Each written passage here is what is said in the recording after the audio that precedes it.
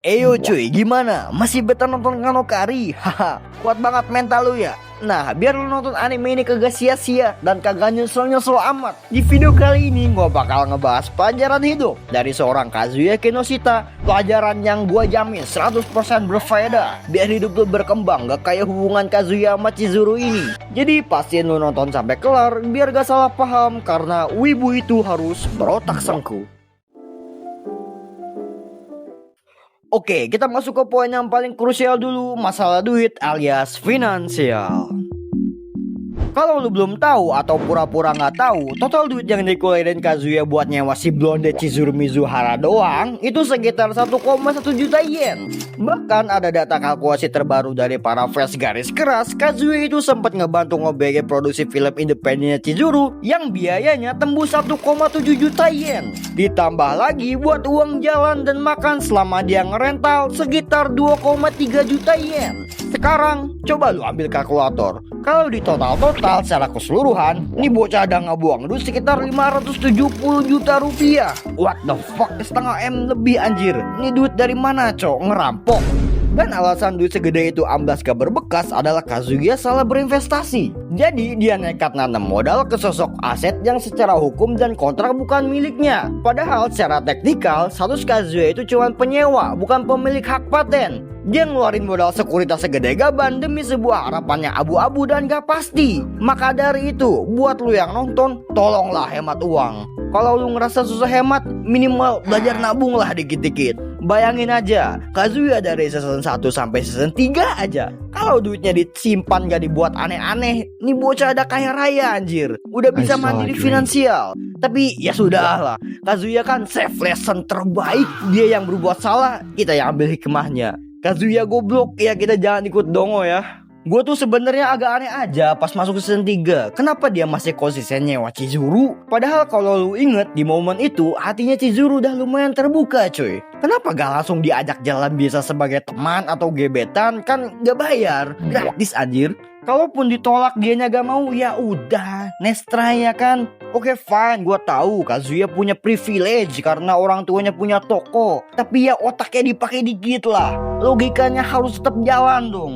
Jangan sampai dibutakan total sama yang namanya cinta. Kazuya ini kita dikasih tahu coy, dampak kalau berinvestasi ke hal yang salah. Bahkan ini bukan investasi lagi, lebih ke gambling cok. Bukannya gue ngelarang lu buat royal ke pasangan ya, membahayakan cewek itu harus.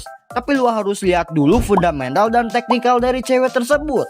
Oke fine, secara fundamental Chizuru emang spek bidadari, cakep, pinter acting, mandiri, lumayan oke lah. Tapi secara teknikal, Kazuya ini masuk pasar di harga pucuk. Atau pas pergerakan pasarnya lagi sideways, gak jelas arahnya mau kemana. Lu cuma bakal boncos dan nyangkut doang. Minimal banget, lu mikir kapan waktu yang tepat buat masuk pasar. Jangan asal hantem anjir.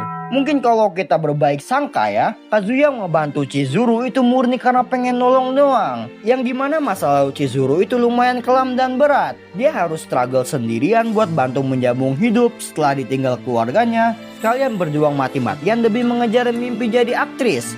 Sifat Kazuya yang mau menolong itu sebenarnya bagus dan patut dicontoh. Tapi masalahnya, kalau lu nolong orang lain sampai diri lu sendiri tersakiti dan hancur, itu namanya toxic altruism. Analoginya kayak instruksi keselamatan di dalam kecelakaan pesawat coy. Lu diwajibin pakai masker oksigen ke diri lu sendiri dulu sampai aman, baru lu pasangin masker oksigen ke orang sebelah lu. Jangan dibalik, nolong orang itu harus ada batasnya, sesuaikan sama kapasitas dan kemampuan diri sendiri dulu. Gua rekap dikit buat stage keuangan biar lu inget terus. Hemat uang, belajar nabung, jangan boros, jangan salah berinvestasi. Selanjutnya kita masuk ke poin yang gak kalah krusialnya dari masalah keuangannya, yaitu fokus on career, not girls. Seperti yang lo tahu dari judulnya Rent a Girlfriend, ceritanya emang berputar di dunia rental pacar. Di sini gua ngeliat si Kazuya udah keluar dari yang namanya realitas kehidupan nyata, yaitu orang yang lebih memilih hidup dalam narasi palsu buat dia sendiri daripada harus bangun dan menghadapi kenyataan pahit. Kazuya membangun kebohongan demi kebohongan supaya kelihatan keren di depan nenek dan teman-temannya. Tapi ujung-ujungnya dia malah kejebak dalam kerumunan emosi yang dia bikin sendiri. Dampaknya Kazuya jadi malas dan gak ada usaha buat mencari pacar beneran di dunia nyata. Kenapa? Karena otaknya udah terlanjur nyaman cuy. Dapat kepuasan instan dari pacar idaman hasil rentalannya. Dia ngerasa, ngapain gue capek-capek PDKT? Toh kalau Kasuya tinggal nyewot Chizuru. Lagian gak ada juga cewek yang speknya sedewa Chizuru. Ini juga alasan logis yang gue dapat kenapa Kazuya nggak pede ngegas Chizuru langsung di awal. Dia mikir kalau mau punya Chizuru ya tinggal nyewa aja. Jadi pesan gue di poin ini, jangan nyewa blonde. Selanjutnya adalah manusia itu makhluk sosial. Gak ada yang bisa hidup sendirian di dunia ini. Makanya tolong hargai orang-orang sekitar lu. Maksud gua adalah Shiruka Sarashina. Gua gak tahu ini cewek kesambet apa sampai bisa demen setengah mati sama Kazuya. Lu lihat sendiri gimana Ruka struggle parah ngajar perhatian Kazuya. Tapi gara-gara dawak ilusi rental tadi, Kazuya malah ogah-ogahan sama Ruka. Lu bayangin, Kazuya itu spek ampas dan dia sadar diri gak ada bagus-bagusnya. Tapi pas dikasih cewek tulus yang cakep dan gacor kayak si Ruka ini bocah malah masang standar tinggi demi cewek yang belum tentu mau sama dia. Otak lu kemana? Ya bener sih, cinta itu emang buta dan gak rasional. Tapi kalau lu terus berjuang demi orang yang salah, lu gak dihargain, ditolak berkali-kali, tapi lu masih tetap ngegas terus, ya itu mah bukan berjuang, itu mah goblok anjir. Ya untuk masalah heroin itu mah suka-suka autornya. Kita ambil pelajarannya saja. Cobalah sesekali si Kazuya ini yang katanya selalu sadar diri gak pantas sama Chizuru ya kan. Buka mata lebar-lebar, rehat sejenak, terus lihat sekeliling. Tuh ada Ruka yang lu suka sama lu. Itu artinya lu sebenarnya pantas dimiliki dan berharga di mata orang lain anjir. Tapi lu malah milih mempertahankan hubungan yang mengkis mental lu, bikin tidur lu gak tenang, duit lu habis terus, dan waktu lu kebuang sia-sia.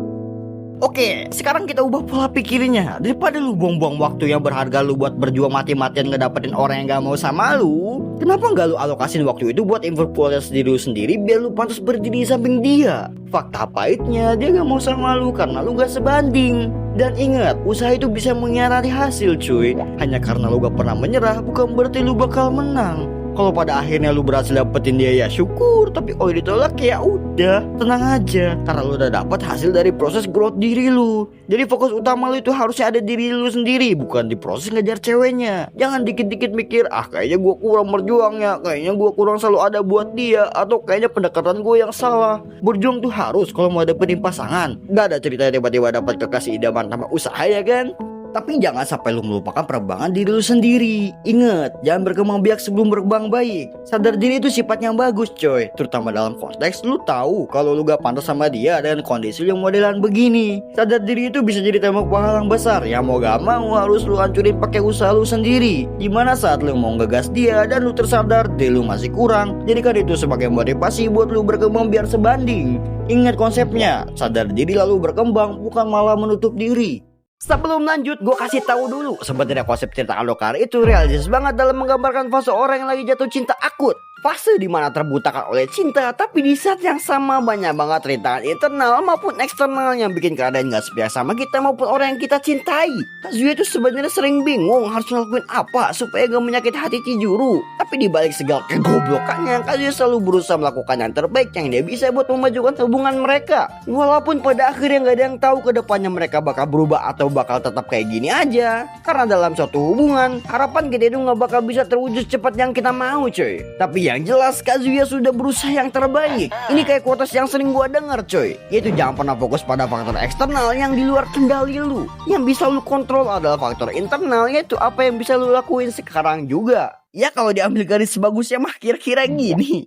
Tapi kan kebanyakan ampas dan autor sedang mimpi besar. Oke, kita lanjut. Lu pasti tahu ada istilah 4L yang katanya bisa merusak hidup seorang pria. Dan salah satu poin utamanya adalah ladies alias bermain perempuan. Kazuya di anime ini gak digambarin sebagai sosok playboy yang sengaja mempermainkan perasaan perempuan buat disakiti cuy. Malah sebaliknya, dia tuh cuma cowok yang bimbang, gak percaya diri, gak berpendirian. Yang gara-gara sikap gak tegasnya itu, ujung-ujungnya para owner sekitarnya malah kena imbas yang merugikan.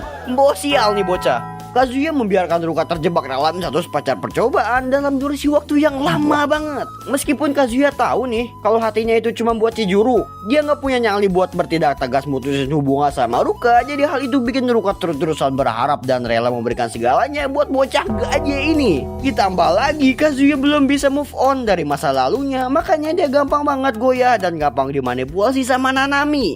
Padahal di episode awal ya, Kazuya itu korban yang dicapakan begitu saja. Tapi gara-gara dia serakah dan goblok dikata takut gak bisa move on di awal, dramanya jadi bertele-tele sampai menyeret Chijuru pula. Hal yang sama juga menimpa Sakurai Sumi coy. Meskipun niat awal Kazuya itu baik, dia tuh pengen ngebantu Sumi latihan komunikasi biar gak gagu. Tapi ya karena Kazuya ini cobaan baik hati dan dia sombong ya, jadi malah bikin Sumi kelabak-kelabak sama dia. Gua nggak tahu letak baiknya di mana ya, atau guanya aja yang kurang nyadar. Kalau lu tahu tulis di komen. Kalau soal Chijuru, kayaknya lu semua udah tahu lah ya kelakuannya kayak mana, gak usah gua jelasin lagi.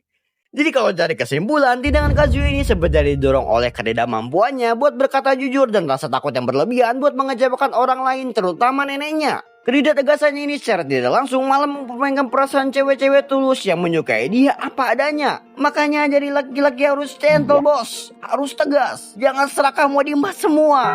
Buat gua satu lah. Bener kan kata gua di awal, Kazuya itu safe lesson terbaik. Bukan buat lu tiru kelakuannya, tapi kita melakukan kebalikannya. Gua harus akui cuy, otak autornya Hajime Sensei brilian banget bikin cerita. Gua sangat respect bro.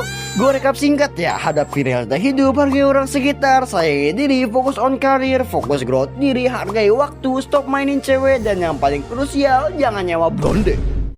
Jujur, masih banyak poin yang belum gue sebutin, tapi cuma segini yang bisa gue tangkap. Setengah-setengahnya karakter Kazuya tetap ada sisi bagus yang bisa kita ambil. Karena jam yang rusak bakal menunjukkan waktu yang benar setidaknya 2 kali sehari. Dan jangan sampai kamu memetik bunga yang indah tanpa tahu cara merawatnya. Perindah saja kebunmu sampai patas bunga itu tertanam di kebun milikmu. Kalau lu punya poin tambahan yang belum gue sebutin tuh saja di komen. Gue Hadinime, subscribe Hadinime. Sampai jumpa di video selanjutnya, karena wibu itu harus berotak sengku.